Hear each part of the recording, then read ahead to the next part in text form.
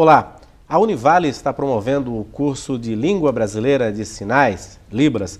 Vamos falar um pouquinho com a professora Veridiane Pinto, que é a professora de Libras e que vai contar para a gente sobre essa importante ferramenta de comunicação para os surdos. Obrigado, professora, pela sua presença. Professora, a gente sabe o que é Libras, conhece um pouco, mas não sabe assim profundamente o que é esse veículo de comunicação, né, essa importante ferramenta de comunicação para o surdo e esse curso que a Univale está promovendo, né? Na realidade, o que é realmente a língua brasileira de sinais? Bem, primeiramente cumprimento a todos, e também quero agradecer a oportunidade de estar aqui falando sobre a importância da acessibilidade da língua de sinais, né? E a língua de sinais, ela é a língua natural das pessoas surdas, que felizmente, a partir da década de 90, quando a educação bilíngue começou a ser difundida, e principalmente depois de 2002, que a língua de sinais ela foi oficializada enquanto língua, né, a partir da Lei de Acessibilidade, a partir do Decreto 5626 de 2005, felizmente essa língua ela vem conquistando mais espaço, vem tendo mais força e mais pessoas estão tendo acesso a essa língua, que é a língua das pessoas surdas, que é a língua que realmente traz significado para a vida das pessoas surdas, que realmente permite que as pessoas surdas consigam interagir com o mundo que as cerca, né? E faltam profissionais no mercado? Falta. Até porque nós estamos passando por um processo histórico em que todo esse cenário está se construindo. Nós ainda realmente uma área nova. Essas leis, como que eu acabei de citar, elas são recentes. Então, claro, faltam profissionais, porque antes esses profissionais não existiam, porque todo esse direito não existia. Então, realmente é uma área nova, é uma área que tem muito campo de trabalho, isso na educação, isso em autoescolas e diferentes setores sociais, onde o surdo estiver, e ele está em muitos lugares, ele tem o direito à acessibilidade, ao instrumento de acessibilidade, que é o intérprete de língua de sinais. Então, nós temos muito campo de trabalho, levando em conta, né, que nós temos aí das 45 milhões de pessoas com deficiência, com algum tipo de deficiência, aproximadamente 9 milhões são pessoas com algum grau de deficiência auditiva. Então, é muita gente. Então, realmente são aproximadamente aí 23% da população brasileira tem algum tipo de deficiência. Então, 9 milhões, quase 10 milhões é muita gente. Então, tem mesmo muito campo de trabalho, precisa mesmo desse profissional. A maior clientela, então, está na educação, né? Mas no mercado de trabalho formal, no mercado de trabalho aí também existe, como a senhora falou, esse número grande, então pessoas que são surdas que estão, né, que são economicamente ativas. Exatamente. Então, hoje, o maior campo de trabalho é na área da educação mesmo, onde que os surdos mais precisam da atuação do intérprete de língua de sinais e onde eles estão mais presentes mesmo, E onde há um trabalho assim mais longo, em que, porque nas outras áreas de atuação, geralmente são trabalhos de contrato, de um contrato curto, E na educação não. Na educação, muitas vezes você entra e você não sai mais. Você sai mesmo só depois que ou você não quer mais trabalhar ou você se aposenta. Porque é uma área para você permanecer por toda a vida mesmo, porque tem muita demanda a que mais tem é a área da educação. Como é que é feito aqui na universidade, por exemplo? Se tem um aluno surdo na sala de aula, tem um intérprete, é isso? Aqui na Univale, nós temos um setor que cuida só disso, para garantir essa acessibilidade, que é o PADEF. Então, o PADEF, ele tem uma área, ele cuida de outras acessibilidades, mas especificamente da área da educação de surdos, ele procura garantir que todos os nossos alunos surdos, todas as pessoas surdas que estudam na Univale, tenham um intérprete de língua de sinais acompanhando e garantindo a acessibilidade às informações, sendo conteúdo, né? isso, sendo o canal de comunicação entre o professor, a classe e a instituição como um todo, né? Então, assim, quem trabalha com educação mesmo, que não seja um especialista, é importante também que tenha algum conhecimento sobre a língua, né, professora? Com toda certeza, porque, inclusive, no curso de tradução e interpretação, nós não temos pessoas interessadas em trabalhar só na área de educação. Nós temos psicólogos, né? Nós temos psicólogos, inclusive uma ex-aluna, ela fez o curso e ela já está atuando como psicóloga para pessoas surdas. E isso é algo muito importante, porque uma pessoa surda, quando ela vai ao psicólogo, há aquele momento entre ele, como paciente, e o psicólogo. Se o psicólogo não sabe língua de sinais, há necessidade de uma terceira pessoa. E esse processo, essa terapia, já não tem a mesma naturalidade, pode não ter o mesmo sucesso que teria se o psicólogo soubesse a língua de sinais. Então, nós temos visto... É um momento particular da pessoa, né? Exatamente. Então, nós temos visto os psicólogos interessados em aprender língua de sinais para poder atender a esses pacientes. Então, para ver como não é só intérprete, um curso somente para intérprete, um conhecimento somente para intérprete. Porque para profissionais, né? Para todos os profissionais, porque os surdos, as pessoas surdas, elas estão em todos os setores sociais. Elas também utilizam, elas também precisam de todos os profissionais, né? Um médico, né? Médico. Imagina uma pessoa surda, uma mulher surda ir ao ginecologista. Exatamente, né? Exatamente. Então, seria interessante que todos os profissionais soubessem língua de sinais, para que a privacidade dessas pessoas pudesse fluir de uma forma natural, sem a intervenção de uma terceira pessoa, para que realmente elas tivessem mesmo essa acessibilidade. Aí sim, nós teríamos um país realmente acessível, né? Em que todas as pessoas sabem língua de sinais, e isso realmente é inclusão. Isso sim é inclusão. Garantir que essas pessoas tenham acesso a todos os setores sociais. O que a lei garante, professora? Por exemplo, se um surdo vai fazer um concurso público, a lei determina que tem que haver um intérprete na... A lei de acessibilidade, ela garante que se uma pessoa surda ela vai prestar concurso, vai prestar vestibular, ela tem o direito, em autoescola, se a pessoa vai tirar carteira, né, ela tem o direito a intérprete. Então, a instituição que está sediando, que está na organização, né, a instituição ela tem que providenciar, garantir que tenha um intérprete de língua de sinais para que essa pessoa tenha realmente acessibilidade a todas as informações contidas neste evento, neste curso, neste vestibular, neste concurso, enfim. Ela tem o direito, a lei de acessibilidade garante isso. Se isso não acontece, se por acaso a instituição não providencia a presença desse profissional, essa pessoa pode, inclusive, recorrer ao Ministério Público, porque ela tem os seus direitos, né? E o Ministério Público, então, vai atuar conforme aquilo que lhes cabe, né? Para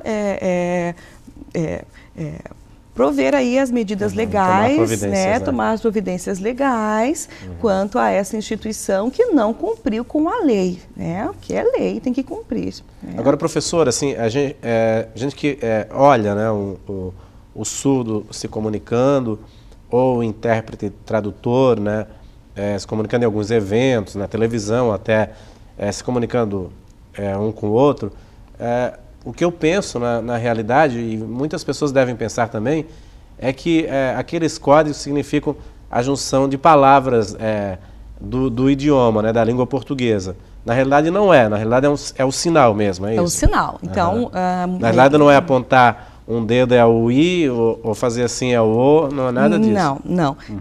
Isso é bastante comum. Realmente as pessoas elas têm essa ideia de que a língua de sinais é o alfabeto. Então, vai fazer A, B, C, D, E. Então, cada letra da língua portuguesa tem uma representação, tem um sinal na língua de sinais, e tudo que se diz na língua portuguesa tem que se fazer o alfabeto. Quando, na verdade, o alfabeto é muito pouco usado.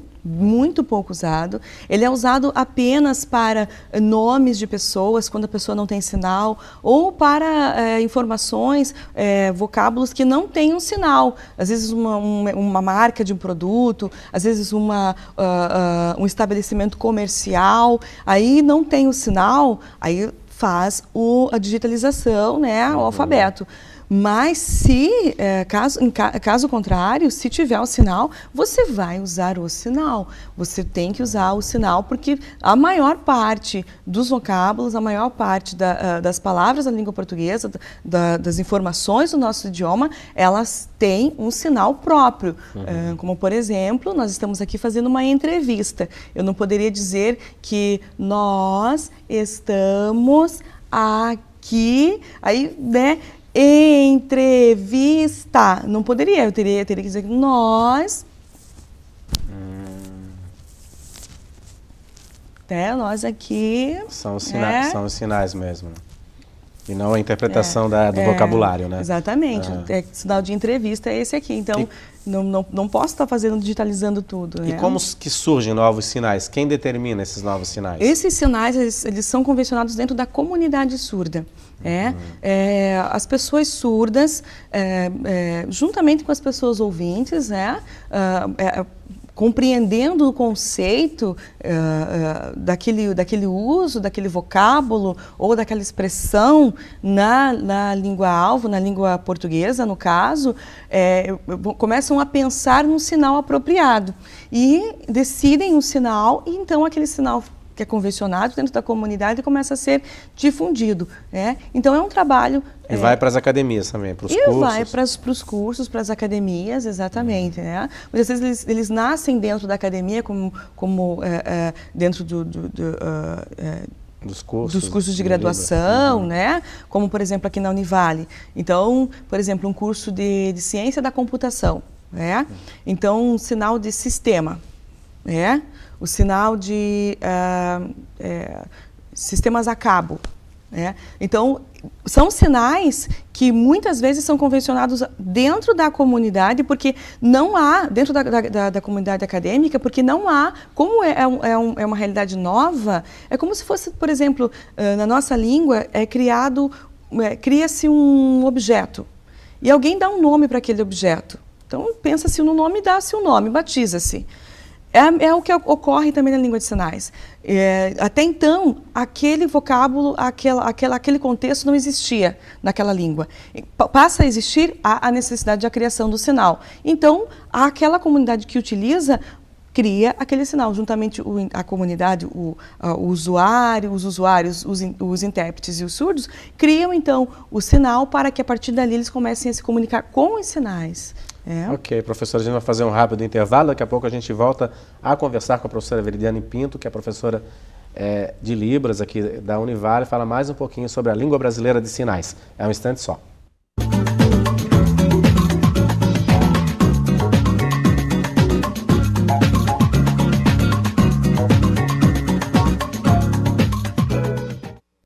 Olá, o Painel Univale está de volta. O nosso assunto hoje é Libras, Língua Brasileira de Sinais. Eu converso aqui no estúdio com a professora da Univale, Veridiane Pinto, que está explicando um pouquinho para a gente, desmistificando um pouco sobre essa forma de comunicação das pessoas surdas, que também é importante para que profissionais possam se especializar aí na língua brasileira de sinais. É isso mesmo, né, professora? Isso, exatamente. Muito importante. Professora, eu tenho uma curiosidade.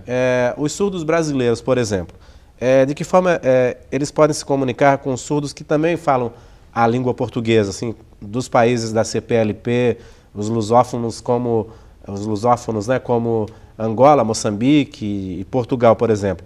A língua brasileira de sinais, ela serve para esses países ou lá é uma outra língua também. Ela é uma outra língua, Cada país tem a sua própria língua. Por exemplo, na ESL, né, na Língua de Sinais Americana, o amor em língua brasileira de sinais é assim. Em língua de sinais americana é assim. Então, cada país, mesmo que ele fale língua portuguesa, mesmo que, como outros países que falam também a língua portuguesa, mesmo que fale língua portuguesa, ele vai ter a sua própria língua de sinais. Por quê? Porque a língua de sinais, ela se constrói, ela é formada baseada em aspectos culturais. Então, a nossa cultura, o nosso olhar aqui no Brasil, né, a forma como os surdos brasileiros constroem a sua cultura, o seu olhar, é diferente destes surdos de lá. Então, se nós compararmos, por exemplo, línguas de sinais orientais, os países orientais, os povos orientais, eles são um pouco mais retraídos do que o povo brasileiro. Exatamente. Então, só por aí nós já podemos imaginar que eles têm uma língua um pouco diferente, porque a língua ela se constrói dentro da cultura que eles interagem, né, que eles convivem. Então, só por este exemplo, nós podemos pensar, já imaginar que se constrói pela cultura compartilhada, então realmente nós temos uma forma diferente de sinalizar, de representar, comparado a esses povos, que nós já sabemos, pelo que conhecemos, que vemos muitas vezes na TV, na mídia, né? Nós já observamos assim que eles têm um comportamento diferente, eles têm uma forma diferente. Então, claro que eles vão ter uma língua de sinais diferente, porque eles vão construir a língua conforme a cultura deles. Né? Dentro do Brasil, por exemplo, dentro da língua brasileira de sinais, existem sinais diferentes, dependendo da região, como existem palavras diferentes na língua portuguesa, dependendo da região, por exemplo, o aipim lá no Nordeste chama macaxeira, né? Então, existe também essa diferença, professora? Existe sim. O regionalismo, na realidade. Os regionalismos, os dialetos, né? Então, isso é bastante interessante, porque muitas pessoas até dizem assim, eu ouvi dizer que a língua de sinais, ela tem variações, né? O jeito que se fala no Paraná não se fala em Santa Catarina, não se fala no Rio Grande do Sul, no Norte, enfim. Como é que vai se entender? Mas é só nós pensarmos na língua portuguesa mesmo. Se nós sabemos que existem os dialetos, os regionalismos, as variações na língua portuguesa e nós nos compreendemos perfeitamente, e aí muitas vezes, como você acabou de falar, que nós acabamos tendo esse conhecimento de que disse aipim, né, macaxeira, tem nomes diferentes. Então sai aqui de Santa Catarina, vai pedir um cachorro-quente lá em Curitiba, já pede com 2 vinas e não 2 salsichas. Né? Eu sou do Paraná, eu falo vina, aqui vocês falam salsicha. Exatamente. E é perfeitamente possível de se comunicar. E o que é interessante é que essa variação linguística, ela corrobora, ela vem trazer mais valor ainda, agregar mais valor à língua de sinais, porque ela também compartilha dos mesmos fenômenos linguísticos que as outras línguas orais, inclusive variação linguística. Quer dizer, ter variação linguística, ela não traz a língua de sinais uma dificuldade, ela traz um status linguístico, porque até este fenômeno linguístico ela também compartilha com outras línguas, porque muitos sinais que se utilizam aqui em Santa Catarina são diferentes em outros estados. Alguns sinais, não a língua de sinais como um todo, alguns sinais. Nós temos regionalismos, temos os dialetos, como qualquer outra língua, mas é perfeitamente possível de se comunicar, porque a língua é a mesma, mas ela tem variações. E é difícil aprender, professora? Para nós ouvintes, sim. Tem publicação? Muitas publicações, principalmente depois que começou a acontecer, a partir de 2008, começou a acontecer o Congresso Nacional de Tradução e Interpretação e também o WorldDiff, que é o encontro internacional de pessoas surdas, né, que começou a acontecer na UFSC. E estes encontros, esses eventos, eles têm colaborado para incentivar a pesquisa. Então, mais pesquisas vêm surgindo para difundir a língua de sinais, para fazer com que a língua de sinais ela seja esmiuçada, ela seja descoberta e ela entre, né, nesse mesmo rol, nessa mesma área de pesquisa científica e alcance realmente um status linguístico, né? Então, realmente tem muitas pesquisas. Eu acabei de vir de um congresso agora semana passada e tive a satisfação de participar, né, trabalhei, atuei no congresso e também de ouvir inúmeras pesquisas de diferentes pesquisadores sobre a língua de sinais que foram assim muito enriquecedoras. Tem dicionário no mercado? Tem dicionário de língua de sinais, mas os dicionários, eles ainda precisam ser aprimorados. Então, atualmente, o que mais tem atendido às necessidades é o dicionário Capovilla. Mas nós temos muitos dicionários, mas a maioria não traz as informações necessárias, não fazem uma abordagem significativa, funcional. Atualmente, o que mais tem atendido às necessidades é o dicionário Capovilla. Então, é o mais recomendado, assim. Como que o pessoal dos cursos de licenciatura aqui da Univale sai por mercado de conhecimento da língua brasileira de sinais? Como é que se trabalha isso dentro dos cursos de licenciatura, por exemplo? O objetivo da disciplina de Libras nos cursos de licenciatura é oferecer subsídio teórico e prático para que os profissionais da educação possam trabalhar com seus alunos surdos. Então, a ementa da disciplina, ela, obviamente, ela inclui a língua brasileira de sinais, o conhecimento da língua brasileira de sinais, principalmente a forma como a língua funciona, né? Desmistificar muitas questões em relação à língua de sinais, mas também, como nós estamos formando professores para ensinar pessoas surdas, então a ementa também inclui a metodologia do ensino para pessoas surdas, a história da educação de surdas, filosofias educacionais, né, das pessoas surdas.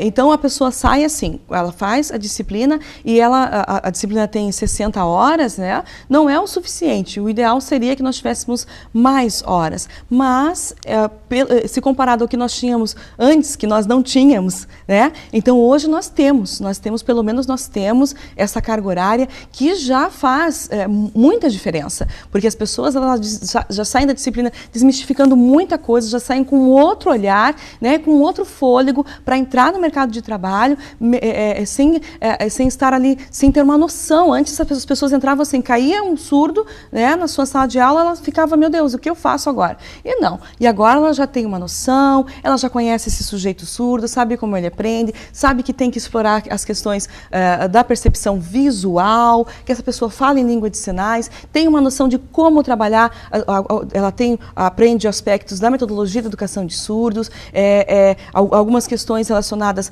à história da educação de surdos, para que ela também, a identidade e cultura surda, para que ela conheça esse sujeito, a trajetória dele, a história, a cultura, quem é esse sujeito com que ele está trabalhando, né? Que antes era um sujeito oculto, né? Que, meu Deus, por onde eu começo? Agora não. Agora ele já tem um ponto de partida. Né? Como é que é a realidade nos estados e municípios? Assim, o Brasil está avançando, mas precisa avançar ainda mais nessa questão, professora? No ensino de Libras, de ter profissionais qualificados? Até por ser uma área nova, né? Até pela legislação, pelas leis serem bastante recentes, né? Então nós estamos ainda engatinhando. Claro que se compararmos ao que nós tínhamos até antes da década de 80, está bem melhor. Hoje nós podemos brigar, hoje nós podemos lutar pelo direito a ter intérprete, mas nós precisamos de mais iniciativas para formar profissionais. Então nós temos somente o curso da UFSC e a lei ela garante que o poder público e instituições que são filiadas ao MEC, como no caso da Univale, né, ofereçam cursos, mas na nossa região somente a Univale oferece curso. Somente a Univale oferece curso para formar esses profissionais.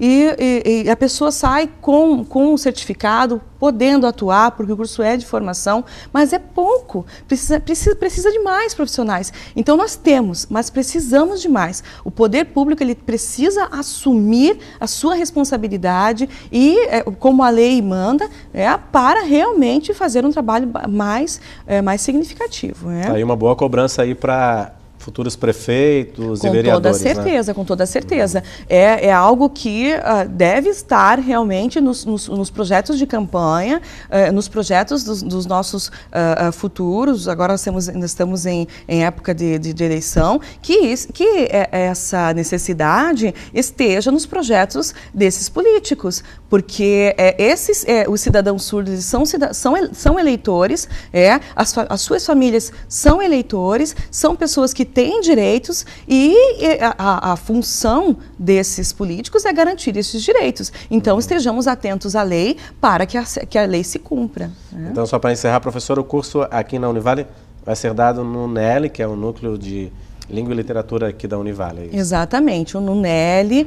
O curso vai acontecer aos sábados e terças-feiras, terças e sábados, terça-noite e sábados o dia todo.